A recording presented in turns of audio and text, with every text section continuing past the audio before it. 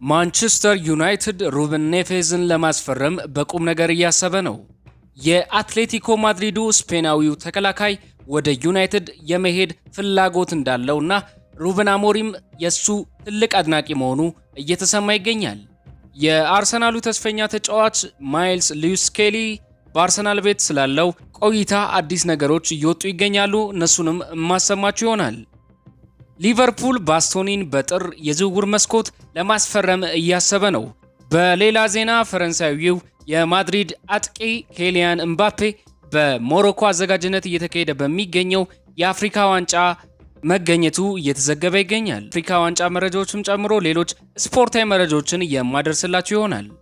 ሰላም እንደምን አላችሁ? የዝውውር ዜናዎችን ይዤላችሁ የመጣሁት እኔ ቢኒያም ነኝ። አብራችሁኝ እንድትቆዩ በአክብሮት ጋብዛለሁ። ቻናሉንም ሰብስክራይብ በማድረግ ቤተሰብ መሆን ይችላሉ። በቅድሚያ አጫጭር የዝውውር ዜናዎችን የማሰማችሁ ይሆናል። በመጀመሪያም ማንቸስተር ዩናይትድ ሩበን ኔቬዝን በቅርበት እየተከታተለ እንደሆነ እየተዘገበ ይገኛል። ስለ ተጫዋቹ ዝርዝር ሁኔታዎችን ወኪሎቹን እያነጋገረ ሲሆን እስካሁን ድረስ ከአልሂላል ጋር ምንም አይነት ተጨባጭ ድርድር አልጀመረም። ግን ሩበን አሞሪም ያለበትን የአማካይ ስፍራ ጉድለት ለመሙላት ኔቬዝን ሁነኛ መፍትሄ አድርጎ ያስባል በማለት ፋብሪዚዮ ሮማኖ ዘግቧል። ሌላው ደግሞ ማንቸስተር ዩናይትድ ከአትሌቲኮ ማድሪድ ፓብሎ ባሪዮስ ብቃት ተገርመዋል። እስከ 2030 ድረስ ኮንትራት እና 120 ሚሊዮን የውል ማፍረሻ አለው እየተባለ ይገኛል። ይህን ተከላካይ እንግዲህ ሩበን አሞሪም በግል እንደሚያደንቀውና በጥሩ የዝውውር መስኮት ምናልባትም ካልተሳካ በክረምቱ የዝውውር መስኮት ወደ ማንቸስተር ዩናይትድ ያቀናል ተብሎ ይጠበቃል። በሌላ ዜና ኮቢ ማይኖ በጥር የዝውውር መስኮት በውሰት ወደ ናፖሊ መሄድ ይፈልጋል። ልክ እንደ ስኮት ማክቶሚኔ ተመሳሳይ ተጽዕኖ የመፍጠር ፍላጎት አለው። ከዚያም ወደ ማንቸስተር ዩናይትድ ተመልሶ ተመሳሳይ ስህተት እንደሰሩ ማሳየት ይፈልጋል ተብሏል። የዘገባው ምንጭ ቤን ጃኮብስ ነው። ዜና ብሩኖ ፈርናንዴዝ ጥር 17 ለሚደረገው የማንቹኒያን ደርቢ ሊደርስ እንደሚችል ቤን ጃኮብስ ዘግቧል። ሌላ የዝውውር ዜና ባስቶኒ በኢንተር ቤት አዲስ ኮንትራት ለመፈረም ካልተስማማ ሊቨርፑል ተጫዋቹን ለማስፈረም ከባርሴሎና ጋር ትልቅ ፉክክር ይገጥመዋል ተብሎ እየተዘገበ ይገኛል። ይህን ጣሊያናዊ ለማስፈረም የቨርጅል ቫን ዳይክ ተተኪ አድርጎ እንደሚያስበው ፋብሪዚዮ ሮማኖ አያይዘው ተናግሯል። በሌላ ዜና ሄርቪ ኤሊዮት ወደ ሊቨርፑል ይመለሳል ተብሎ ይጠበቃል። ከዚያም ሁኔታው ተገምግሞ በክለቡ ይቆያል ወይም በውሰት ወደ ሌላ ክለብ ይሄዳል ተብሎ ይጠበቃል። በሌላ ዜና ማርከስ ራሽፎርድን ለማስፈረም ባርሴሎና በቁም ነገር እያሰበ ነው ተብሏል። ሃንሲ ፍሊክ ቅድሚያ የሚሰጠው ጉዳይ ነው ተብሎ ይጠበቃል። ኦስካር ቦብ በጥር ወር ማንቸስተር ሲቲን ሊለቅ ይችላል ተብሎ ይጠበቃል። የሴሜኒዮ ስምምነት ከጠናቀቀ ቦብ መውጣቱ የማይቀር ነው ሲል ፋብሪዚዮ ሮማኖ ዘግቧል። በቅርብ ሳምንታት ውስጥ ቦሩሲያ ዶርትመንድ ጨምሮ በርካታ ክለቦች ለቦብ ጥያቄ አቅርበዋል እየተባለ ይገኛል። ዘገባዎች እንደሚያመለክቱት ከሆነ አርሰናል በውሰትም ሆነ በቋሚነት ለማይልስ ሉዊስ ስኬሊ በጥር ወር ምንም አይነት የዝውውር ጥያቄ እንደማያስተናግድ ተናግሯል። አርሰናል የጥር የዝውውር መስኮት ለወጣቱ ኮከብ ማይልስ ሉዊስ ስኬሊ የሚቀርቡ ማንኛውም አይነት ጥያቄ ውድቅ ለማድረግ መወሰኑ ተዘግቧል። ክለቡ ተጫዋቹን በውሰትም ሆነ በቋሚነት የመሸጥ ፍላጎት የለውም። ሚኬል አርቴታ ለወጣቱ ተጫዋች ባለው ከፍተኛ እምነት ምክንያት በቀሪው የውድድር ዘመን ቡድኑ አካል ሆኖ እንዲቀጥል ይፈልጋል። የአርሰናል አካዳሚ ሌላኛው የክብር ድንጋይ በኤምሬትስ ማቆየቱ ለቡድኑ ጥልቀት ትልቅ ፋይዳ አለው ሲል ገነር ብሎግ ዘግቧል። አሁን ደግሞ ሀገራዊ መረጃዎችን የማደርስላችሁ ይሆናል። በሲቢኤ ኢትዮጵያ ፕሪሚየር ሊግ መርሃ ግብር ድሬዳዋ ከተማ ከኢትዮጵያ ቡና ጋር ያደረጉትን ጨዋታ 2-1 በሆነ ውጤት አሸንፈዋል። የድሬዳዋ ከተማን የማሸነፊያ ግቦች ጀማል ያዕቆብ እና መሐመድ ኑር ናስር አስቆጥሯል። ቡናዎቹ በአቡበክር አዳሙ ግብ ጨዋታውን እየመሩ ነበር።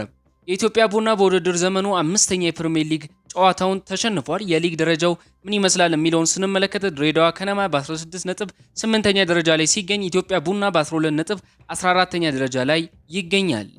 በሌላ የሲቢኤ ኢትዮጵያ ፕሪሚየር ሊግ መርሃ ግብር ሐዋሳ ከተማ ከሸገር ከተማ ጋር ያደረገውን ጨዋታ 2-1 ማሸነፍ ችሏል።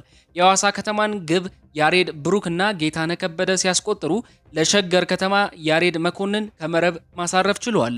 ቀደም ብሎ በተደረገ መርሃ ግብር ኢትዮ ኤሌክትሪክ ሽረ ምድር ገነትን በአቤል አዳሙ ግብ 1-0 በሆነው ውጤት አሸንፏል። የሊጉ ደረጃ ሰንጠረዥ ምን ይመስላል የሚለውን ስንመለከት ሐዋሳ ከተማ በ20 ነጥብ ሶስተኛ ደረጃ ላይ ሲገኝ ኢትዮ ኤሌክትሪክ በ20 ነጥብ በተመሳሳይ አራተኛ ደረጃ ላይ ይገኛል። ሽረ ምድረገነት ደግሞ በ14 ነጥብ 10ኛ ደረጃ ላይ ይገኛል። ሸገር ከተማ በ12 ነጥብ 14ኛ ደረጃ ላይ ይገኛል።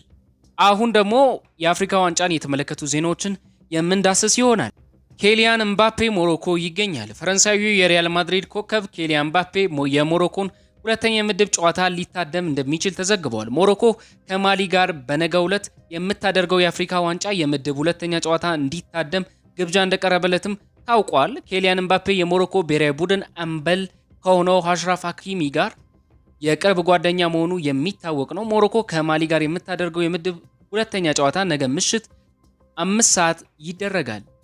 ሌላው መረጃችንም የሆነው በአፍሪካ ዋንጫ አይነ ስውር ሆኖ ጎል ማስቆጠር ስለቻለው ሚኒንጉ የምናወራችሁ ነገር ይኖረናል።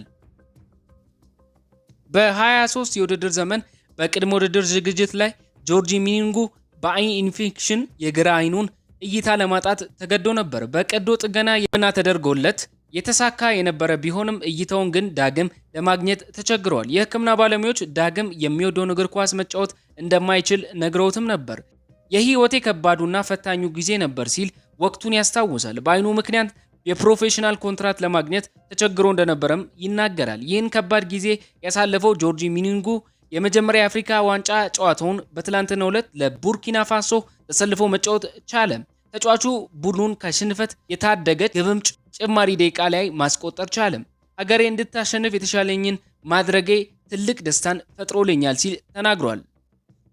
አሁን ላይ ይህንን ከባድ ጊዜያት አልፎ 22ኛ ዕድሜው ላይ የሚገኘው ጆርጂ ሚኒንጉ ከዓለም የክለቦች ዋንጫ እስከ አፍሪካ ዋንጫ ተሰልፎ እየተጫወተ ይገኛል። ይህ እኔን ከህልሜ አያስቆመኝም የሚለው ጆርጂ ሁለት አይን ካላቸው ተጫዋቾች እኔ በአንድ አይን የተሻለ ማድረግ እችላለሁ ሲል ተደምጧል። ጆርጂ በዚህ ሁሉ ከባድ ጊዜያት ግን አብረውት የነበሩትን ያመሰግናል። በተለይም ለክለቡ ሲያትል ሳውንደርስ ያለው ምስጋና የላቀ ነው።